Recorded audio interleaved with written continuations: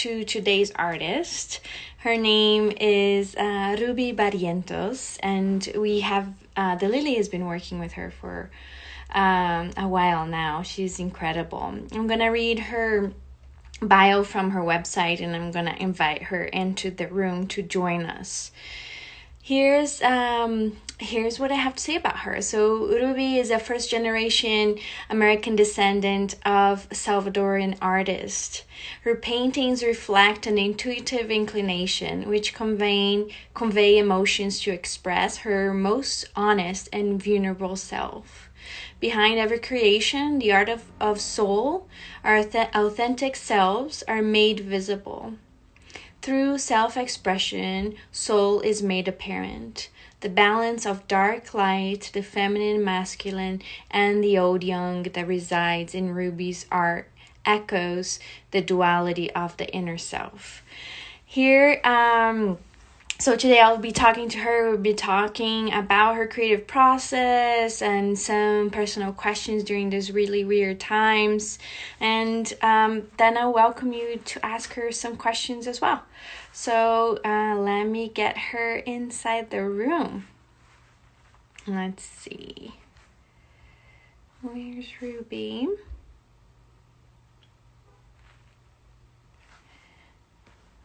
She's not quite here yet. So let's wait for her to come into the live screen, and then we'll invite her in. And if you want to get ready for questions and such, let's see if we can invite her.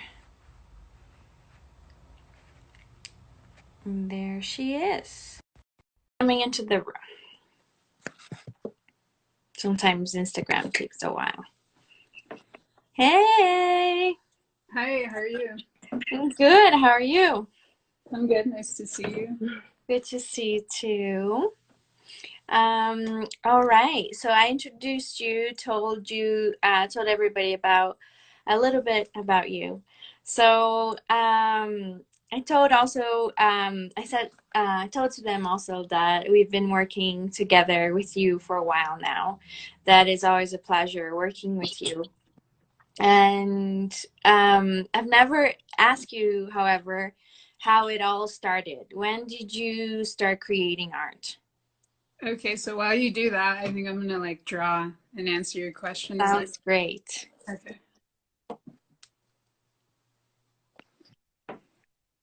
So when did I start creating? Yeah. I've always drawn since I can remember as a kid. There's even a photo that my mom has where it shows these pencil marks that I have on the wall. So I've always drawn. My father and my uncles are artists, so I feel like it runs in my blood. But I didn't really start focusing on art too much until high school, when I realized that it was something that I really enjoyed and that I loved to do. And then did you ever knew you're gonna be an artist, that's what you wanted to do? I had this urge that I wanted to be, and I just didn't really know how to explore it, and it was kind of something that I moved on from, and then I reconnected with it maybe about, I would say, 3 or 4 years ago. I started drawing more consistently again, and I realized that it was something that was my passion and that I felt the happiest when I created. So I realized that it was something that I needed to do and I needed to explore. And that really helped my own personal growth, I feel, as a human as well, through connecting with that, connecting with my purpose. Yeah, it sounds about right. When we're doing what we're supposed to be doing, I feel like we feel more grounded and more connected, not only with ourselves, but with our fellow humans. Exactly. And I did this coloring book with a friend. That kind of was the catalyst. And we created this coloring book to donate all the proceeds to um, like child therapy. And that really just kind of propelled me into wanting to share my work with other people and just really connect with the community and art through art. And was that coloring book here in Reno? Yes, it was. And I actually have a free link for it. So if anyone's interested in wanting to color it, I can send you a free Yeah, link. please send it to us and I'll put it on not only our website, but Instagram and all that. I feel like a lot of parents have been struggling keeping their kids busy at this time. So that would be wonderful to share with everybody. Yeah, awesome. I'll definitely do that. Sounds good. Can you tell us about a couple artists that inspire you and influence your work? I know of a couple, but I'm sure people on our Instagram would love to know. Well, Keith Haring is a huge influence on me, and so is Basquiat. I also really like Picasso. Um, those are like a few of my favorites. I also like Frida Kahlo. I really like Rothko too. Um, I like just who is it? Kandinsky. I Yeah. I have like a really like different array of like artists that I really enjoy. Each one I can connect with on different aesthetics that I like, or even just more on their philosophy on how they create. Any artists that are still alive that you really connect with? Um, Maybe I even local? follow I follow quite a few on Instagram. Trying to think of one that I really like. Um, there's a couple of African American artists that I enjoy. I can't really think of their name right off the bat. I can send it to you, but I like it because it's a mix of like Basquiat, but he's also adding like some surrealism to it. So it's like half and half. And I That's really cool. like that type of work. And it's kind of something that kind of has inspired me because I want to explore that in a way with my work. Mm-hmm. Add a little bit more like realistic faces, but with my abstract work into it. I'd love to see it when you have a chance. Yeah, please send it to me. Um, During these times, it's easy to get stuck in the future and question what this all will bring, how things are going to change. I've always really appreciated your approach to art and staying present and valuing more the creative process, not necessarily focusing on the final product. And can you tell us more about your approach and your creative process? Yeah, with my creative process, for me, creating is really tied to just being mindful. It's really meditative for me. So when I start the process, I feel like it lets me create really freely because of that. I'm not really letting any type of fear fill my creative space when I'm creating. And so that I feel like that allows me to move very freely and very quickly too, where I am conscious and thinking of what I'm doing, but I'm able to navigate and just create and continue. And if there is something where I may think, oh, I don't really like that, or something, I can always, I feel like I can work with it and I can transform it into something I do like, but really that's only going to be known to me and not to the viewer. Yeah, that's true. it doesn't really translate into like the final project in a way. It's Yeah. just, in the background. But it also, I feel like, art also help us process, some of our fears, and I think that's it's been happening a lot today, that people are turning into art, or turning towards art, in order to kind of cope with these crazy times. So how that affects, like, dealing with this pandemic, how does it affect, you in a personal level, or how does it affect your life, the whole thing that we're going through right now, and how that changes you and your art. Well, I feel like it just, my process, connecting it with my life, is it's helpful to keep me grounded, and I I think this is hard for everyone, and I've always used art as a way to cope with things that are happening in my life. Has, like you said, like you mentioned, it helps us process, and I definitely have used art to help me process things in my life, and I think it's still, I'm doing that throughout this pandemic. But I think applying the mindfulness and the meditativeness of creating has allowed me to really enjoy the kind of the small things that maybe we take for granted in our Yeah. current life, that we're noticing more now because of the pandemic. So I think it's a way to help ground you. I think for me, to be able to cope with what's happening, is just to help myself stay grounded, whether it's through creating art or other mediums or other things that I connect with in my life.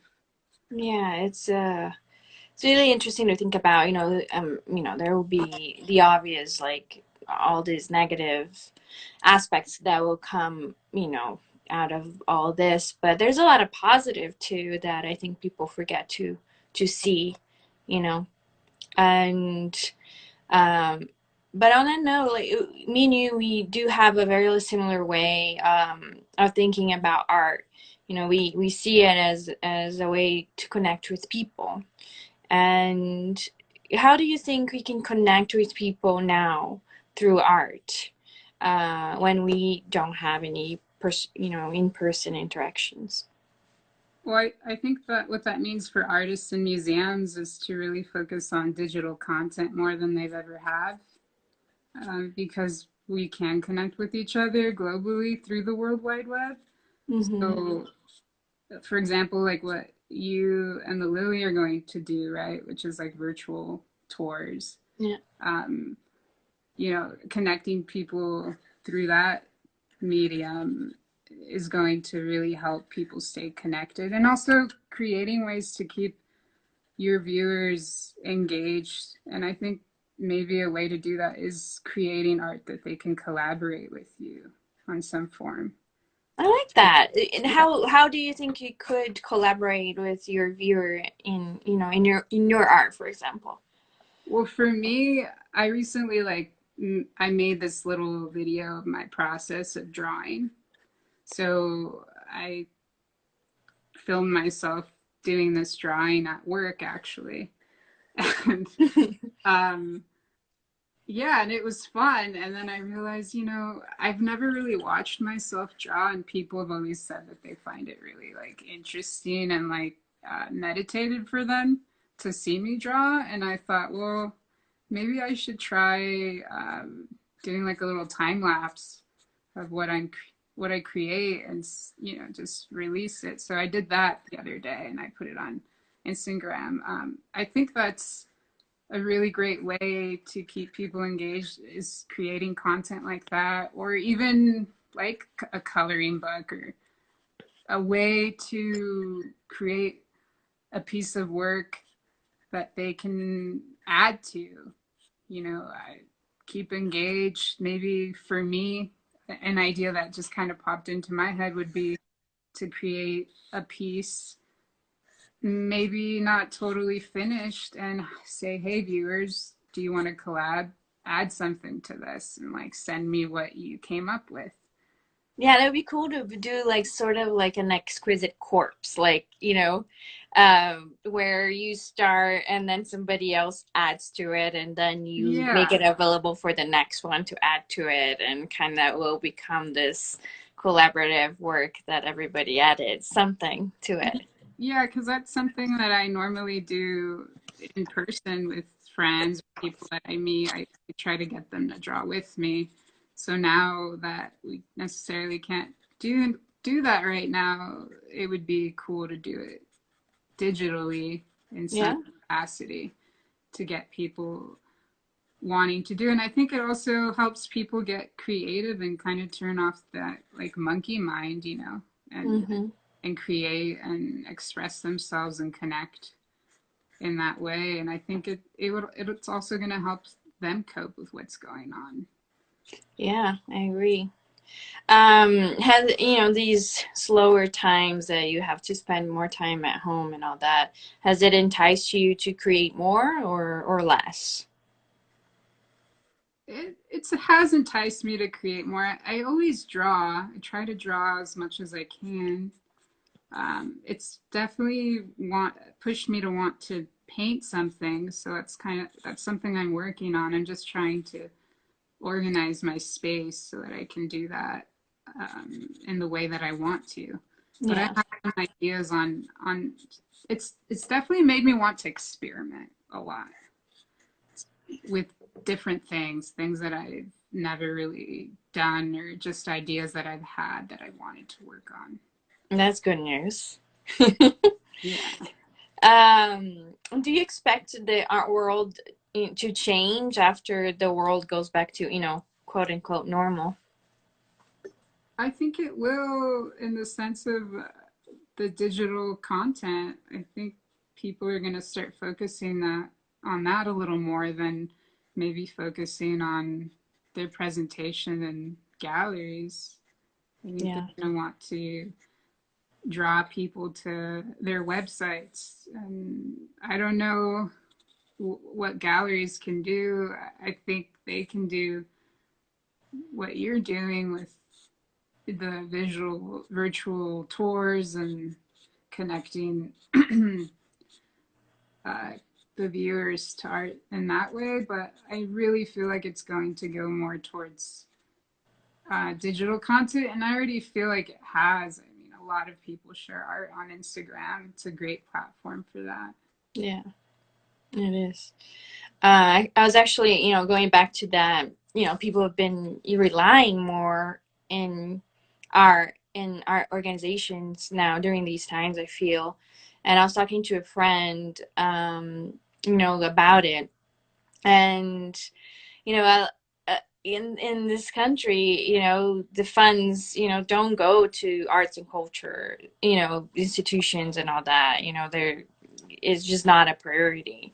And I think it's really interesting that we as humans that we rely on art in times of difficulty. We really rely on, like on philosophy or reading or or engaging with art in some way. And what do you think about that? Like, what do you think? Like, I feel like in many ways American culture is not very um kind of connected to arts and cultures in like many countries in Europe. They're way more, they value way more. What do you think?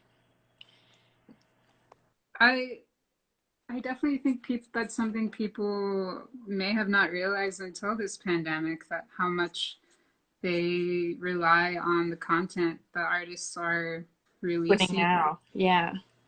I mean, especially with like musicians, Yeah. music for me is a huge thing. I love to listen to music when I'm making art, or with a lot of things that I do. And I can't imagine a world without music. And this is the time for people to like realize, hey, I may have taken This all for the work granted. Yeah. these artists put into what they do for granted, Yeah. And the artists are the ones that are, suffering, like, financially right now, like, the Yeah. most.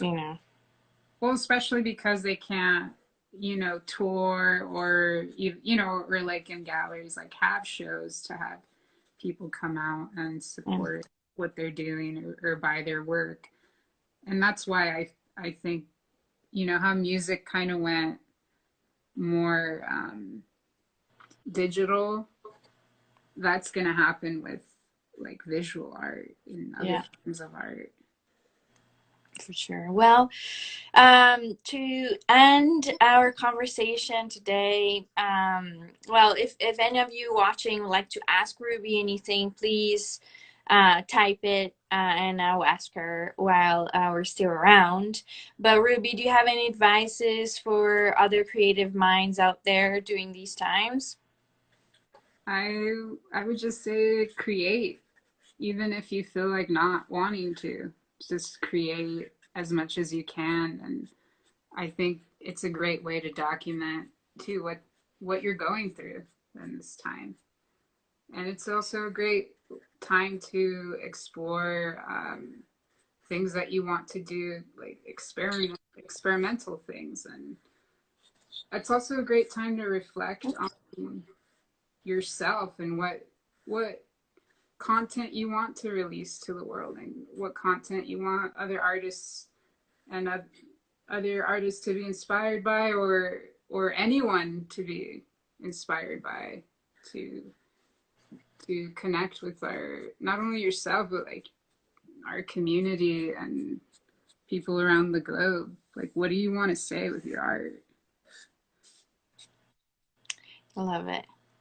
Um, this was wonderful. Thank you, Ruby, so much for taking the time to talk to us and also to share your art, and talk to us while you're creating. I think that's very magical and also shows everybody how creative you are and how committed to your art you are.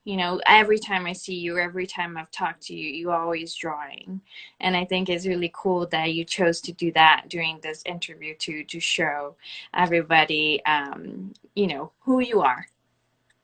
Yeah, thanks, Vivian. I appreciate it. And thanks, everyone, for watching. If you don't have questions, you can follow me on Instagram and ask me, or you can also check out my website, which is mab48.com.